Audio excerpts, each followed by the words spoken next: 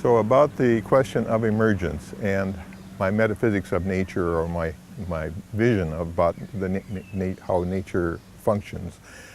Well, it seems to me that as humans, we're radically limited and finite, and we attempt to put together some way of capturing the essential relationships of the nature world, how we relate to the world, and also the things in the world that their relation to each other. And science has been very powerful for parameterizing or making parameters of physical measurement and setting up models that then relate these parameters and in some way correlating that by what we call laws.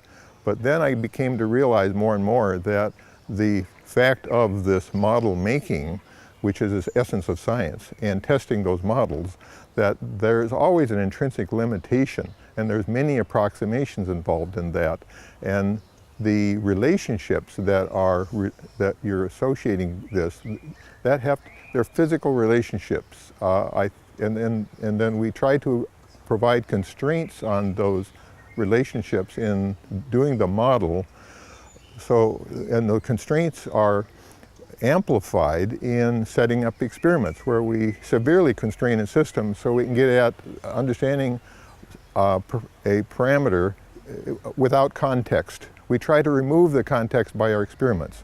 But then I realized that there's no such thing as a system in which we understand a relationship without a context.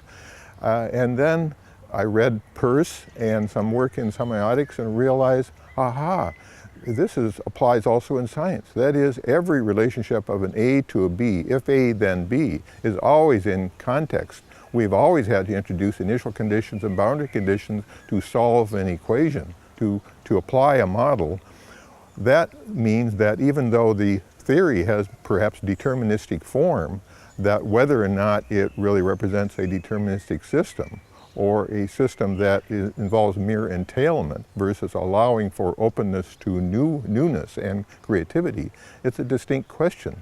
Then I realized philosophically that there is reason, actually reason in the science and in the philosophy why there's new things in the world. There's creativity of new things, and it's only by the constraints that we somehow focus just on the way in which we can not refer to that openness and possibility.